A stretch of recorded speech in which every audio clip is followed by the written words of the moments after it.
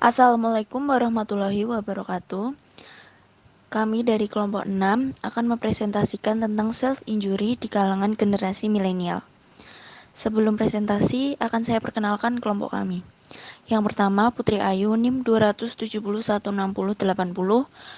Putri Hasta NIM 2716081, Renita Adelia 2701686, Rica Fitriana 2701671, dan yang terakhir Rizky Aftina 2701676. Latar belakang, setiap manusia pasti memiliki masalah dalam kehidupannya, baik tentang orang-orang yang dia sayang atau mungkin bahkan tentang masalahnya diri sendiri. Masalah hidup yang tidak bisa dibatasi dapat menyebabkan seseorang stres dan depresi. Tetapi beberapa cara manusia dalam menghadapi masalahnya bisa dengan beragam cara, yaitu dengan diam saja merenungi nasib, menceritakan semua masalah itu dapat sambil menangis, bersabar, mengeluh, berteriak, berdoa, marah-marah, hanya diam saja, tidak menceritakan pada siapa-siapa, menyakiti diri sendiri, hingga bunuh diri. Namun, setiap manusia yang sedang dihadapkan dengan masalah, tidak semuanya bisa mengungkapkan sesuai apa yang diinginkan, karena takut membebani orang lain atau tidak ingin menambahkan beban pikiran orang lain. Hal inilah yang kemudian menyebabkan seseorang yang sedang dalam masalah sangat terbebani, sehingga timbullah rasa ingin melakukan sesuatu yang dapat membantu, namun membahayakan untuk mengurangi beban masalahnya. Salah satu hal yang bisa dilakukan untuk membantu meringankan bebannya adalah pikiran mereka untuk bunuh diri, atau yang parah adalah menyakiti diri sendiri dengan secara perlahan. Kemudian hal itu dapat menyakiti diri sendiri dan berakhir menuju kematian, seperti self-injury. Kasus yang akan kami bahas ini biasanya banyak dialami oleh anak-anak remaja yang cenderung kekurangan kasih sayang dari orang tua, broken home, atau orang yang memiliki trauma secara berlebihan akan masalahnya, sehingga ia masih enggan untuk melakukan perubahan dan ingin melakukan apa saja yang ia anggap mampu meringankan beban yang sedang ia alami.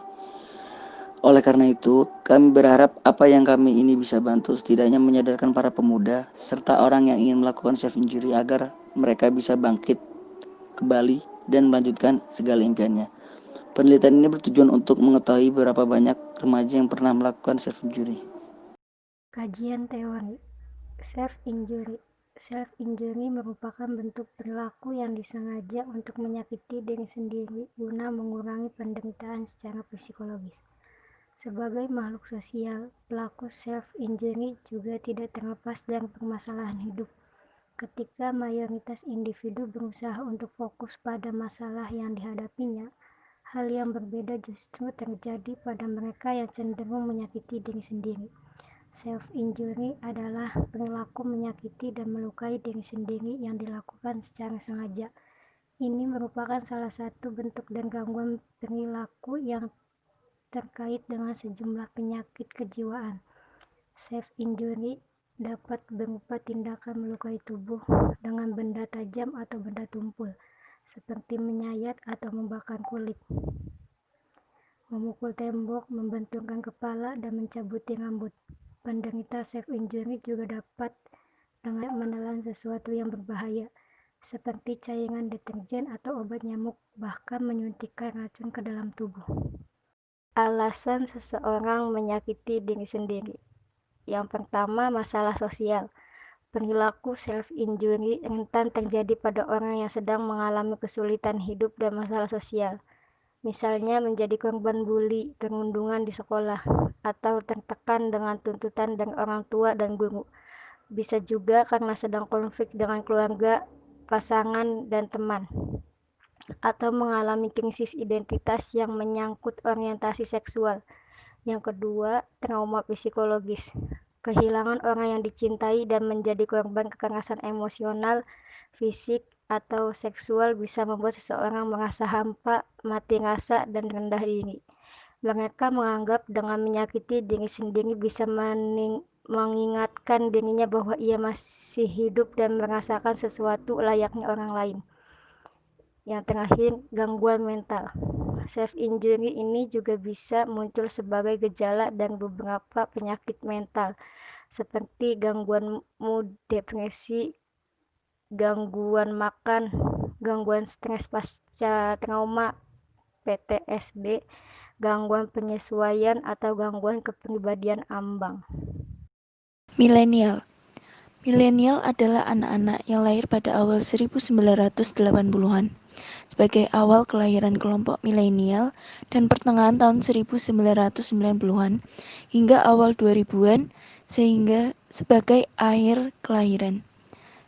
Milenial juga dikenal sebagai generasi Y, Gen Y atau generasi langgas, yakni kelompok demografis setelah generasi X. Sehingga kaum milenial dapat dibedakan pola pikir dan pola hidupnya dari generasi sebelumnya yaitu generasi X. Milenial umumnya adalah anak-anak dari generasi baby boomers dan Gen X yang tua.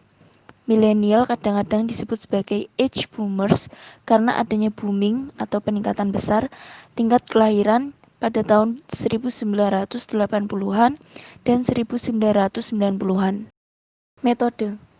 Metode yang digunakan bersifat kuantitatif yang berupa mini survei, di mana peneliti ingin mengetahui tren, perilaku, atau pendapat dari populasi dengan mengkaji sampel dari populasi target. Data diperoleh lewat penyebaran kuesioner yang diisi oleh responden atau wawancara terstruktur. Hasilnya kemudian diolah dan digeneralisasi terhadap populasi target. Dalam menggunakan teknik kuesioner ini, peneliti memberikan beberapa pertanyaan singkat dalam bentuk angket kepada beberapa subjek penelitian untuk dijawab dengan memilih jawaban yang tersedia serta sebuah pertanyaan singkat yang mengharuskan subjek untuk memberikan jawaban uraian tentang self-injury. Pemberian angket atau kuesioner merupakan studi yang bersifat kuantitatif sehingga dapat digunakan untuk meneliti gejala suatu kelompok atau individu. Pengambilan data. Data yang digunakan dalam penelitian ini menggunakan data kualitatif dan kuantitatif. Data yang bersumber dari kuesioner yang diberikan kepada subjek peneliti kemudian akan diolah sedemikian rupa sehingga bisa dideskripsikan menjadi sebuah pembahasan secara kualitatif dan kuantitatif. Adapun sumber data yang diperoleh dalam penelitian ini ada dua, yaitu sumber data primer dan sumber data sekunder. Pertama, sumber data primer.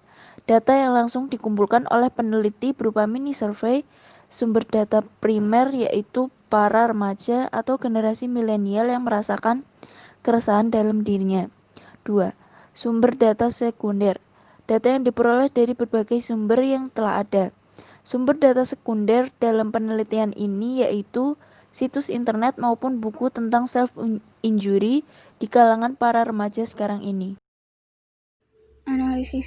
Pada perilaku self-injury, latar belakang lingkungan dan keluarga berpengaruh dalam menentukan kepribadian yang berhubungan dengan perilaku self-injury, yaitu kepribadian introvert, kontrol diri yang rendah, pola pemikiran yang kaku, dan sulitnya mengkomunikasikan perasaan.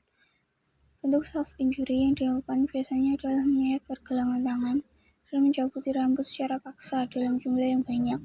Self-injury dilakukan saat setelah pelakunya mengalami peristiwa yang menimbulkan emosi negatif dan bisa terjadi akibat adanya proses recalling peristiwa yang menimbulkan emosi negatif pada situasi kesendirian. Implikasi dari penilaian ini dapat dijadikan sebagai bahan pemahaman atas gambaran perilaku self-injury, sehingga pelaku dapat segera mencari penanganan psikologi agar tidak berkembang ke arah percobaan bunuh diri secara nyata. Self-injury merupakan kelainan psikologis yang marak terjadi pada remaja-remaja masa kini. Secara literal, self-injury diartikan sebagai suatu kegiatan untuk melukai diri sendiri.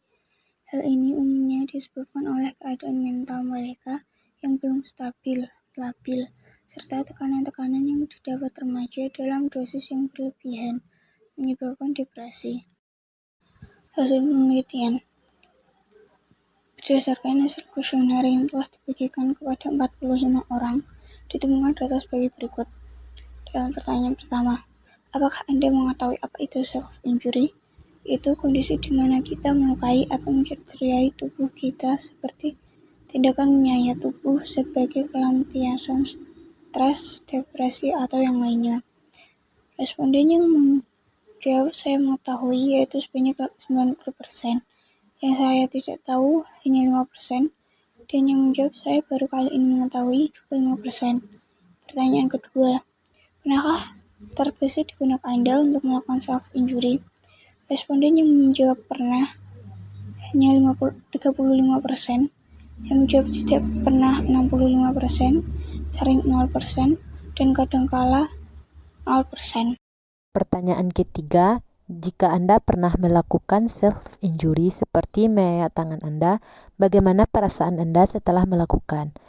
Jawabannya, yang pertama, menampar pipi sendiri dan setelah itu rasanya lega. Kedua, merasakan lega. Ketiga, lega dan sakit. Keempat, sedikit tenang tetapi merasa bodoh. Yang kelima, rasanya sakit karena frustasi terhadap keadaan. Pertanyaan keempat, apakah ada orang terdekat melakukan self-injury? Yang jawabannya yang pertama ada sekitaran 10%, yang kedua tidak ada sekitaran 80%, yang ketiga tidak mengetahui sekitaran 10%.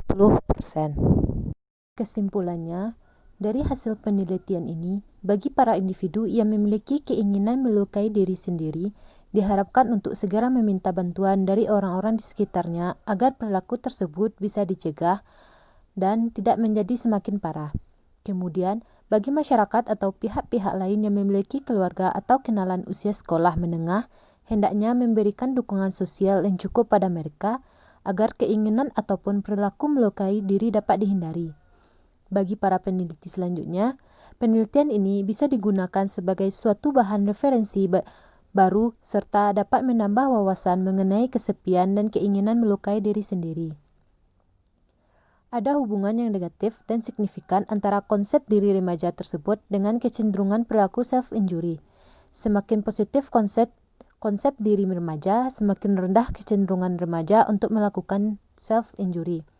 Sebaliknya, semakin negatif konsep diri remaja, semakin tinggi kecenderungan terjadinya perilaku self-injury.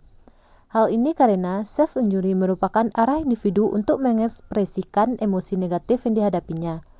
Perilaku ini sesungguhnya adalah perilaku yang disembunyikan atau dilakukan secara tersembunyi atau tidak terang-terangan. Sekian presentasi dari kelompok 6. Semoga materi yang kami berikan bermanfaat. Dan mohon maaf apabila ada salah pengucapan pada saat kami mempresentasikan. Terima kasih. Wassalamualaikum warahmatullahi wabarakatuh.